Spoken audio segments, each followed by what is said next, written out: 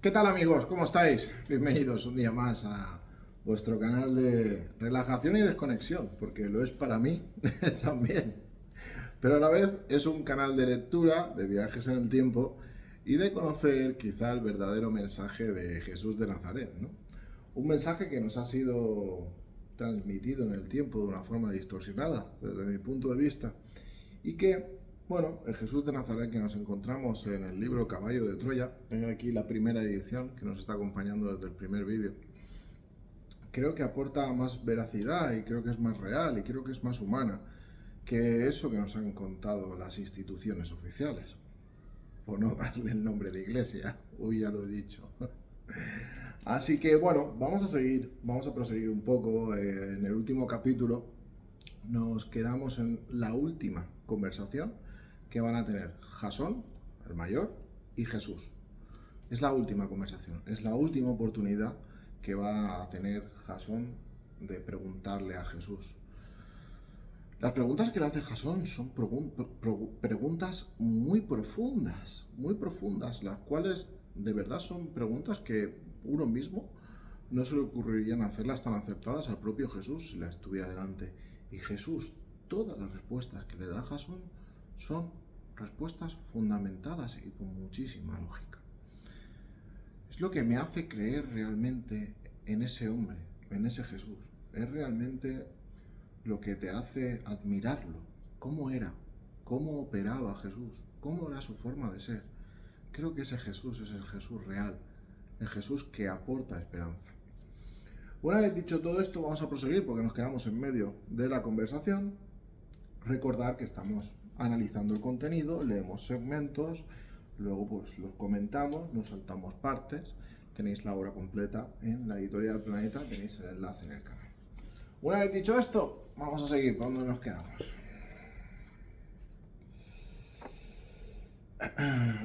Vale, aquí era. Guardé silencio. Aquel hombre llevaba razón. Solo los hombres tratan desesperadamente de justificarse y justificar sus fracasos. Levanté la vista hacia las estrellas y señalando aquella maravilla le dije: ¿Qué sientes ante esta belleza? El Galileo elevó también sus ojos hacia el firmamento y respondió con melancolía: tristeza. ¿Por qué? Si el hombre no es capaz de percibir la grandeza de esta obra, ¿cómo podrá captar la belleza de aquel que la ha creado? Fijaros, qué interesante esto que dice Jesús. Yo personalmente cada noche salgo a ver las estrellas. Y no exactamente lo pienso así, de qué belleza, pero sí que es algo tan grandioso el firmamento de noche, que por supuesto no está hecho por casualidad. Y es a lo que se refiere Jesús, ¿no? Dice Jesús: si el hombre no es capaz de percibir la grandeza de esta obra, ¿cómo podrá captar la belleza de aquel que la ha creado? El universo es parte de la creación del Padre Azul, del número uno. Y eso es lo que dice Jesús, que le da mucha pena que teniéndolo tan cerca ahí delante, la gente en esa época y en esta no nos demos cuenta. ¿Es Dios tan inmenso como dices? Más que pensar en la inmensidad de mi Padre, debes creer en la inmensidad de su promesa divina. Rebasa el espíritu del hombre y llega a producir vértigo en las legiones celestiales. Ya me lo explicaste, pero ¿de verdad el acceso al reino de tu Padre está al alcance de todos los mortales? Cuando Jesús se refiere a su Padre, no se refiere a un Padre como si, se refiere al creador de todo. Jesús no es el creador de todo. Jesús es el enviado del Creador, es un hombre de Dios.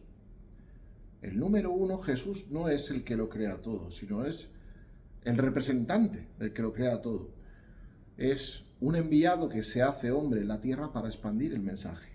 Es muy importante tener esto claro. Por eso Jesús se refiere, para que nosotros lo entendamos, como su Padre, como el Padre, el creador de todo, el Padre de todos. El reino de nuestro Padre, corrigió Jesús, está en el corazón de todos y cada uno de los seres humanos. Solo los que despiertan a la luz de esta buena nueva lo descubren y penetran en él. Entonces, ¿todas las religiones, credos o creencias pueden llevarnos a la verdad? La verdad es una y nuestro Padre la reparte gratuitamente. Es posible que el gusto y la belleza puedan ser tan caros como la vulgaridad y la fealdad. Pero no sucede lo mismo con la verdad. Esta sí es un don gratuito que duermen casi todos los humanos. Sean o no gentiles, sean o no poderosos, sean o no instruidos, sean o no malvados. ¿A quién aborreces más? En el corazón de mi Padre no hay lugar para el odio. Deberías saberlo. Guárdate solo de los hipócritas, pero no viertas jamás en ellos el veneno de la venganza. ¿Quién es hipócrita? Aquel que predica la vía del reino celestial y en cambio se instala en el mundo. En verdad te digo que los hipócritas engañan a los simples de corazón y no satisfacen más que a los mediocres. Fijaros en las respuestas de Jesús a preguntas tan difíciles. ¿A quién estimas más? ¿A un hombre espiritual o a un revolucionario? El maestro sonrió, un tanto sorprendido por mi pregunta, y, posando su mano izquierda sobre mi hombro, repuso con firmeza: prefiero al hombre que actúa con amor. Pero, ¿quién puede llegar a amar más? Pregunta mejor, ¿quién puede llegar a comprender más? ¿Quién? Aquel que es capaz de amarlo todo. Pero ojo, Jasón, aquel que ama de verdad no coloca la palabra amor sobre su puerta tratando de justificarse ante el mundo. Y el que da tampoco escribe la palabra caridad para que todos le reconozcan. Jesús se refiere a que no por ser más bueno ir predicándolo, yo soy el mejor o yo soy el más caritativo. Eso no es así, ¿no? Eso es ego, ser un egocéntrico, más que un egocéntrico, un querer que te doren la píldora por lo que haces, ¿no? Vanidad, vanidoso. Cuando alguna vez veas esas palabras desvergonzadamente ostentadas en el mundo, no dudes que tienen la única finalidad de enriquecer y ensalzar a cuantos las esgrimen y airean. El reino de mi Padre es semejante a una mujer que llevaba un cántaro lleno de harina. Mientras marchaba por un camino apartado, se le rompió el asa y la harina se derramó detrás de ella por el camino. La mujer no se dio cuenta y no supo su desgracia. Cuando llegó a su casa, depositó el cántaro en tierra y lo encontró vacío. Aquel que es capaz de amarlo todo, repetí con un ligero movimiento de cabeza. Qué difícil es eso. Nada es difícil para el que ha aprendido a ceder. Pero, ¿qué me dices de las injusticias? ¿También debemos aprender a amar a los que humillan o tiranizan? Cuando llegue el caso, pide explicaciones a tu hermano, pero nunca le odies. Solo cuando miréis a vuestros hermanos con caridad, podréis sentiros contentos. Ahora empiezo a comprender, comenté, casi para mí mismo, porque mi mundo se siente infeliz. El mayor error de tu mundo, repuso Jesús, es su falta de generosidad. El que conoce y practica el amor no suele tener necesidad de perdonar. Siempre está dispuesto a comprenderlo todo. Puede que estés en lo cierto, pero siempre pensé que el gran error de nuestro mundo era su empacho tecnológico. El nazareno me miró con una inagotable afabilidad. Debéis tener paciencia y confiar. La humanidad, a veces, se emborracha y embota con sus propios hallazgos y triunfos, olvidando que su auténtico estado natural reside en la serenidad de su espíritu. El día que despierte de tan pesado letargo, volverá sus ojos al sendero del amor, el único que conduce a la verdadera sabiduría. El cansancio empezaba a apoderarse de ambos, y de mutuo acuerdo decidimos descansar las escasas horas que restaban ya para el alba. Mientras me envolvía en el manto, acomodándome lo mejor que pude bajo uno de los olivos, una estrella fugaz, una lírida, cruzó frente a las estrellas de Kappa, Lirae, Nu y Herculis, rasgando el velo del firmamento y el de mi profunda melancolía. Sin proponérmelo, había empezado a amar a aquel hombre. Ahora seguimos, ¿no? Ahora seguimos la lectura, pero a mí me llega al corazón ese hombre. Las cosas que cuenta ese hombre, cómo se explica ese hombre, el mensaje que transmite ese hombre, a mí me llega al corazón. Fijaros que Jasón era un hombre totalmente agnóstico, un hombre que lo eligen porque no es alguien que se deja fácilmente embaucar por nadie y es un hombre muy pragmático, ¿no? Pero realmente verse delante de ese hombre, del mensaje, de cómo le contesta, de cómo le razona y de las cosas que hace. de esos milagros que hace, que él ya ha estado delante de algún milagro de Jesús. Realmente lo hace cambiar su brújula interior y ve que ese hombre realmente es quien dice. Fijaros, va a estar delante de su ejecución, va a ser muy duro para Jesús. Vale, se hace de noche, ¿no? Pasamos a jueves, ¿no? Estamos en jueves ya. A las 5:42 horas de aquel jueves 6 de abril del año 30, el sol empezó a abrirse paso sin especiales dificultades. Eliseo procedió a despertarme, facilitándome la habitual parte meteorológica. El día prometía ser magnífico. Temperatura media estimada de unos 17 grados, baja humedad relativa y cielo despejado.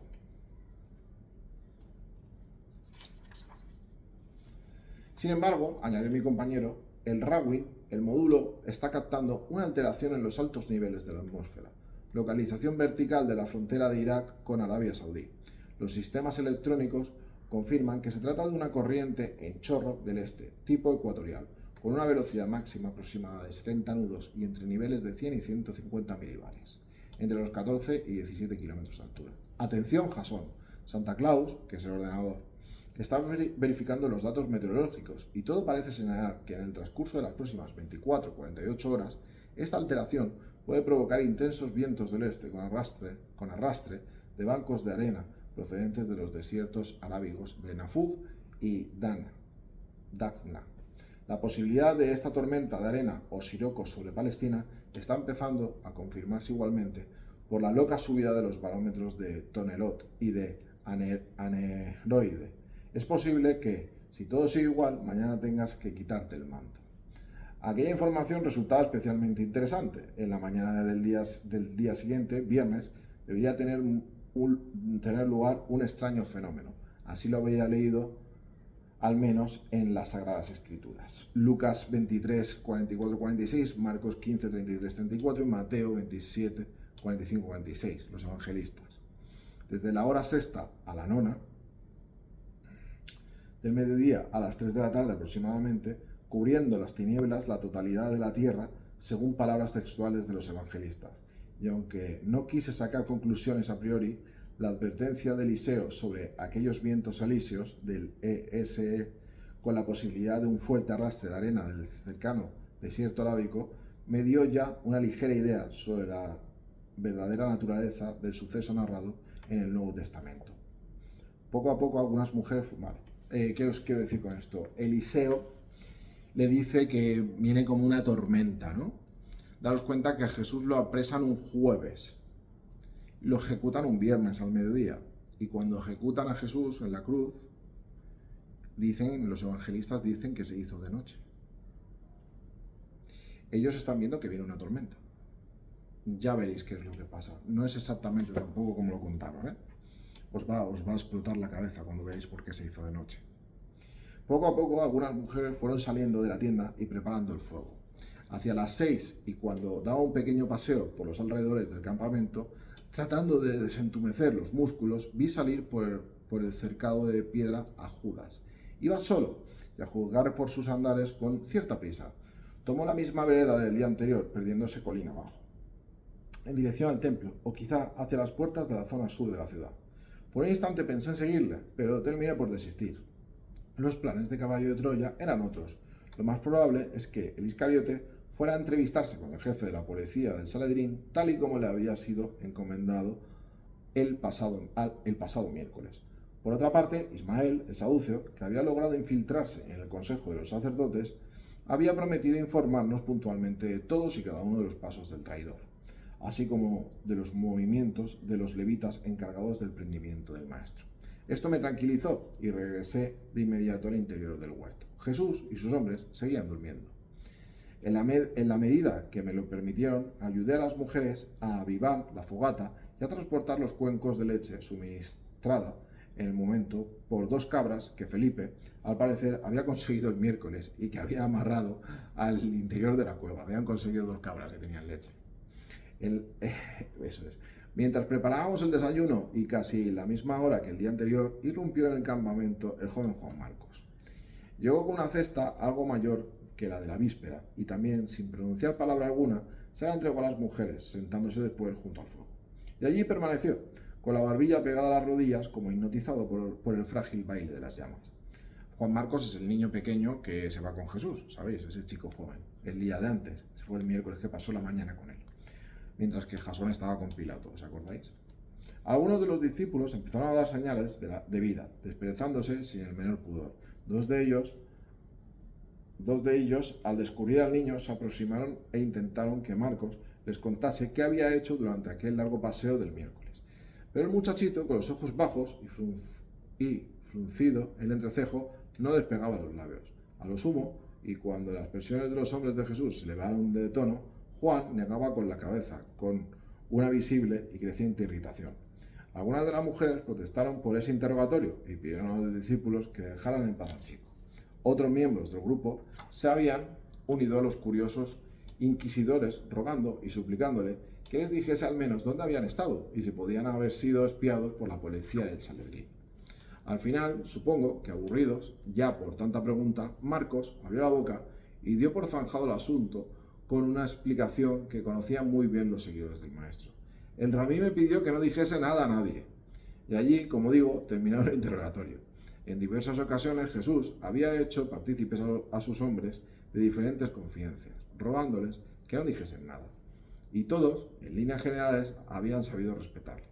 Los discípulos no quedaron muy conformes, en especial Simón el Celotes, que había cubierto el último turno de vigilancia en la puerta del huerto y que temía más que ninguno por la seguridad del maestro y del resto del grupo. En cuanto a mí, aquel obstinado hermetismo de Juan Marcos solo sirvió para despertar aún más mi curiosidad. Tenía que averiguar algo de lo sucedido aquel miércoles y que en los textos de los evangelistas aparece igualmente en blanco respecto a las actividades del Nazareno. Pero, ¿cómo podía hacer para hablar al fiel acompañante de Jesús? Esa misma tarde del jueves se presentaría la gran oportunidad. Todos quieren saber qué hizo Jesús con el niño. ¿Qué les puede contar el niño de lo que hizo con Jesús y dónde estuvo? Pero el niño no dice nada. Dice que Jesús ha dicho que no diga nada. Jesús no tardó en aparecer. Su rostro presentaba unas ligeras ojeras, resultado probablemente de las escasas horas de sueño. Al verle me sentí responsable. Si yo no le hubiera envuelto con mi conversación, seguramente habría descansado algo más. Y al pensar en lo que se aguardaba, me eché a temblar. Aquella, en realidad, había sido su última noche en paz. Porque ese día lo apresan el jueves. Pero mis preocupaciones se desvanecieron al instante. El Galileo estaba de un humor envidiable. ¿Veis? Otro día. Jesús sabe que ese día va a morir y está de un humor envidiable. Qué hombre, ¿verdad? Saludó a todos y, siguiendo su costumbre, se dirigió hacia el ancho lebrillo de barro con el fin de asearse. Pero, a mitad de camino, Juan Marcos, que acababa de verle, salió corriendo, abrazándose a su cintura. El maestro, sorprendido por aquel cálido recibimiento, tomó el rostro del niño entre sus grandes manos e, inclinándose levemente hacia él, le preguntó en un tono de complicidad: ¿te has acordado de las pasas de Corinto? El pequeño sonrió y asintió con la cabeza, y Jesús, frotándose las manos en señal de satisfacción, comenzó a desnudarse. ¿Pasas de Corinto? Pensé, ¿a qué puede referirse? Y de pronto recordé una de las explicaciones de Lázaro. Al maestro le encantaban las uvas sin grano, como las que brotaban en la parra que había plantado el padre del resucitado en el patio central de su casa. Y me dispuse a llevar a cabo otra de las misiones encomendadas por la Operación Caballo de Troya. Aquel, me dije a mí mismo, tratando de tranquilizarme, parecía un buen momento. Atención, porque él se refiere que tiene que hacerle algo a Jesús. Tiene una misión que le encomiendan, igual que es conocer a Pilato y demás, con Jesús. Y dice que será un buen momento. Jesús terminó sus abluciones y cuando recibía de manos de una de las mujeres el lienzo con el que debía secarse, me aproximé hasta él rogándole que me permitiera ayudarle. El nazareno se resistió, pero ante mi insistencia puso parte del paño en mis manos, mientras él, divertido con lo que parecía un juego y una delicadeza, se frotaba con el otro extremo del lienzo. Aquella maniobra tenía en verdad una doble finalidad. De un lado, proceder a una exploración manual y directa del cuerpo de Jesús, hecho que no hubiera resultado lógico ni fácil de no haber aprovechado una de aquellas ocasiones. Una de sus misiones era tocar el cuerpo de Jesús, a ver si era humano, ¿no? Y en un segundo lugar, intentar una medición de sus principales partes anatómicas. Este segundo objetivo, sobre todo, era de vital importancia para un mejor análisis de su organismo durante las horas de la crucifixión. Claro, él quiere coger las medidas de Jesús. Es una de las cosas que hay en la misión, saber cómo era de alto, cuánto le medían los brazos y demás. A través de aquella suave tela, mis manos fueron palpando su cuello, hombros y espalda. Aquel Galileo, tal y como se desprendía de una simple observación visual, era un ejemplar fornido. Los músculos de la parte posterior y superior del tronco, en especial los trapecios, estaban muy desarrollados. Esta sensación de fortaleza, fruto sin duda de un duro y continuado trabajo manual durante muchos años, se extendía igualmente a los músculos deltoides en la zona de los hombros. Aquellos y los también sólidos paquetes musculares que se distribuían en cada lado de su columna, los grandes dorsales e infraespinosos, me inclinaron a pensar que Jesús gozaba de una perfecta sincronización en la elevación y descenso de su caja torácica. Los brazos, de acuerdo con la configuración y estimable volumen de los músculos de los hombros y parte superior y posterior del tronco, eran igualmente macizos. En mi opinión, sus bíceps braquiales eran especialmente gruesos y potentes. También los grandes pectorales, lo que conocemos familiarmente como el pecho, se veían fuertemente consolidados, como si el Galileo hubiera practicado la natación. Su capacidad respiratoria tenía que ser excelente. Tanto la cintura como la parte inferior de la espalda aparecían sin un gramo de grasa. Y lo mismo aprecié en la cara frontal del abdomen. La pared muscular del gran recto era lisa, sin indicio alguno de tejido adiposo. O sea, no tenía barriga. Jesús era un atleta. En cuanto a sus muslos y piernas, tanto los sartorios como los músculos aductores, bíceps crural, semitendinosos y gemelos, surgieron al tacto firmes y duros como piedras. Aquellas extremidades inferiores, en mi opinión, hubieran sido la envidia de un corredor de maratón. Esta armónica y musculosa constitución, unida a la gran estatura del maestro, le convertían sin ningún género de dudas en un ejemplar especialmente atractivo. Era como si la naturaleza se hubiera esmerado muy especialmente a la hora de configurar a aquel hombre. A su evidente perfección natural había que añadir también aquellos 4 últimos años de incansable actividad recorrido todos los caminos de Israel, que le habían proporcionado una envidiable forma física. Una vez concluida mi exploración y ante el desconcierto de cuantos me observaban, claro, todo el mundo decía, ¿qué hacen tocando a Jesús, no? Extraje el pequeño cordel del fondo de mi bolso de hule y antes de que Jesús se enfundara en su túnica, le supliqué que aguardara unos instantes. El maestro, sin perder su sonrisa, me dejó hacer con una docilidad que solo sirvió para aturdirme más. De mutuo acuerdo con mi compañero en el módulo, se había previsto que, una vez terminada cada medición, yo presionaría mi oído derecho, transmitiéndole la cifra correspondiente de esta forma. Eliseo podía registrar las medidas, sometiéndolas posteriormente a un estudio más complejo. Vale, voy a dejarlo aquí, porque ahora va a medirle a Jesús. Va a medir a Jesús con una cuerda sus brazos y sus piernas y demás, ¿vale? Cuánto le medía al tronco, cómo era el de alto, un poco todo. La verdad es que es un momento un poco extraño, porque Jesús, aquí saldrá luego la longitud máxima, todo, ¿no? Hay un segmento que no os puedo leer, en fin, lo vamos a dejar por aquí. Bueno, resumiendo un poco la lectura de hoy, de estos 23 minutos, ¿qué tenemos? Tenemos el último día de vida de Jesús. El último día y medio, ya estamos a Jueves Santo, ya es el día en que Jesús es apresado. Jesús lo apresan ese mismo día, jueves, estamos jueves por la mañana ya, jueves por la noche lo apresan, lo torturan y el viernes al mediodía lo ejecutan. Ya no vamos a conocer mucho más a Jesús, me refiero a que cómo era él, es lo que hemos visto hasta ahora. Ahora, sobre todo, lo que vamos a ver a partir de estos momentos es cómo maltratan a Jesús.